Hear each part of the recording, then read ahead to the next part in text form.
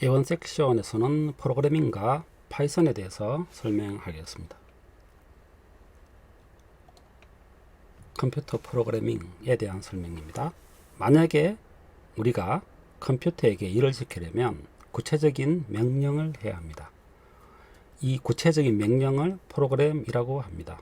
예를 들어서 이순신 장군이 자동화된 거북선을 만들어서 거북선에게 일을 시킨다고 할 때 거북선에게 사전에 이렇게 명령을 입력시켜 놓습니다.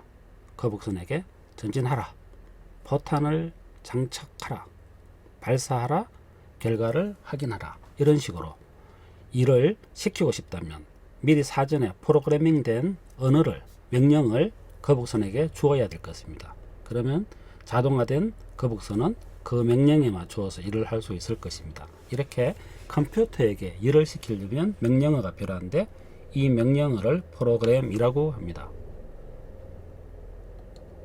프로그래밍 언어. 프로그램은 프로그래밍 언어로 작성됩니다. 결국 컴퓨터에게 일을 시키기 위해서는 컴퓨터에게 말을 할 수 있는, 의사를 전달할 수 있는 언어가 필요한데 그것을 프로그래밍 언어라고 합니다.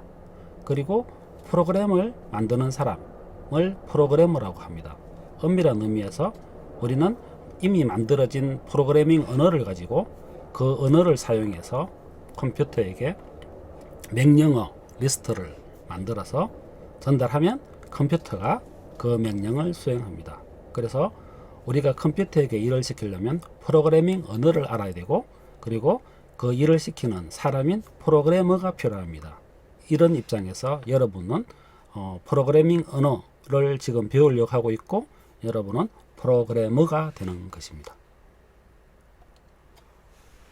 같은 이야기지만 컴퓨터는 사람의 언어를 이해할 수 없습니다. 그래서 프로그래밍 언어는 컴퓨터가 이해하는 언어이어야 합니다.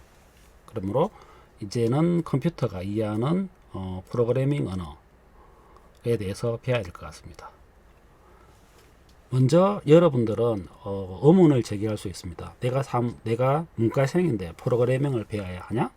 뭐 이런 의문을 제기할 수 있는데 지금은 분위기가 많이 바뀌었죠. 인공지능이 도입되면서 우리가 인공지능과 같이 일을 하기 위해서는 인공지능의 언어를 이해해야 합니다. 그래서 이제는 프로그래밍이 그냥 전자공학과, 전산공학과 출신들의 일이다 이렇게 이야기해서는 안 되고요.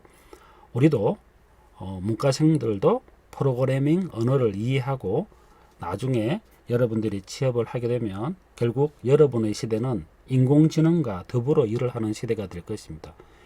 그러므로 인공지능이 이해하는 언어를 배워야 되고 인공지능과 함께 일을 하기 위해서 또 인공지능을 잘 활용하기 위해서 내가 프로그래밍을 알아야 됩니다.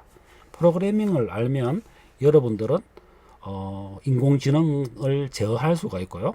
또 인공지능과 더불어 자신이 해결해야 될 프로그램들을 작성할 수가 있습니다. 요즘은 나중에 지금은 우리가 초기 단계에 있지만 나중에는 인공지능에게 여러분들이 이렇게 프로그램을 짜라고 말만 하면 인공지능이 프로그램을 짜주는 시기가 2, 3년 이내 곧 도래할 것 같습니다. 지금도 기초적인 것은 인공지능에게 시키면 프로그램을 짜주는 방식들이 있거든요. 그래서 그럼에도 불구하고 여러분들이 지시한 것들을 인공지능이 완벽하게 수행할 수 없는 경우가 하기 때문에 여러분들이 이제 그 프로그램 언어에 대해서 이해를 하면 좀 더 효과적으로 일을 할 수 있을 것 같습니다.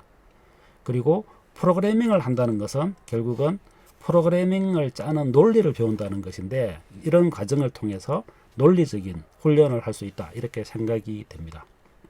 물론 반드시 프로그래밍을 배운다고 논리적인 사람이 될 수는 없겠죠. 그래서 논리적인 생각을 해야 될 것 같습니다. 그래서 프로그래밍에 대해서는 굉장히 중요하고 미국에서는 어린 학생들에게도 프로그래밍 수업을 강조하고 있습니다. 그래서 우리도 이제 한 3년 전부터 프로그래밍 과정이 경영대학에 도입돼서 이렇게 강의가 되고 있는 상태입니다. 프로그래밍 언어는 종류가 굉장히 많습니다. 옛날부터 베이직 C, 자바 이런 언어가 있었고 지금도 계속 새로운 언어들이 나타나고 있습니다. 새로운 언어의 장점은 좀 더 쉽고 효율적으로 작업을 할 수 있도록 하는 것인데 파이썬도 그 중에 하나입니다. 요즘은 파이썬 쓰는 사람의 비율이 굉장히 많이 늘었습니다. 여기 보시면 31.2% 작업의 31.2%가 파이썬을 쓴다 뭐 이런 식으로 되어 있지만 많은 파트에서 파이썬이 이루어지고 있습니다. 파이썬을 이용한 프로그램 작성이 이루어지고 있습니다. 그러므로 파이썬은 현대에서 되게 중요한 언어가 되었습니다. 파이썬을 만든 사람은 이 사람입니다. 기도 반 로썸이라는 사람인데 이 사람이 파이썬 언어를 만들었습니다. 만들어서 보급을 했죠. 파이썬 언어는 여러 가지 장점이 있습니다.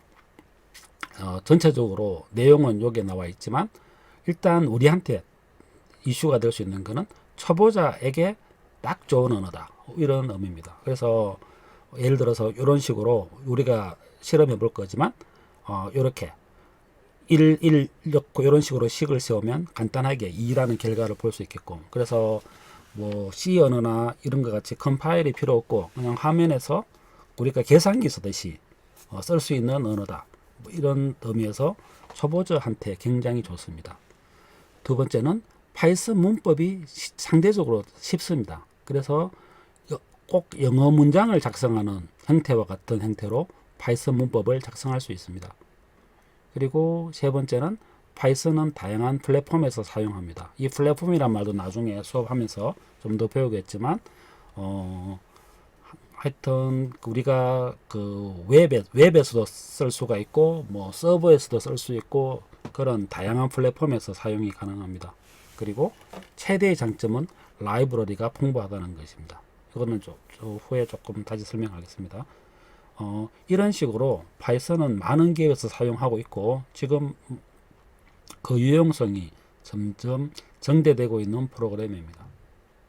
그래서 자, 이런 장점이 있고요. 조금 전에 설명을 했던 라이브러리, 파이썬과 라이브러리 관계에 대해서 말씀드리겠습니다. 파이썬과 라이브러리 관계는 우리가 스마트폰에서 추가하는 앱의 관계와 같습니다. 우리가 모바일 폰, 스마트폰을 사고 나서 처음에 기본적으로 앱이 깔려 있지만 우리가 필요한 앱은 사이트에 가서 앱 사이트에 가서 다운받아서 쓸 수 있잖아요. 그거와 똑같은 논리로 파이썬도 기본적인 프로그램은 파이썬을 설치하면 깔려 있고, 그런데 만약에 이런 좀 더 과학적인 언어, 그림 그리는 언어, 게임을 만드는 언어, 웹 프로그램을 짜는 언어 뭐 이런 것들이 필요하다 그러면 추가적으로 필요한 앱을 다운받는다. 그 앱이 파이썬에서는 라이브러리라고 한다. 이 정도로 이해하면 될 것 같습니다. 그래서 파이썬과 라이브러리의 관계는 모바일 폰과 추가 다운받는 앱의 관계와 같다. 이렇게 이해하면 될 것 같습니다. 자, 다음 섹션에서는 우리가 파이썬을 사이트에서 다운받는 방법을 같이 설명하고 또 배워보도록 하겠습니다.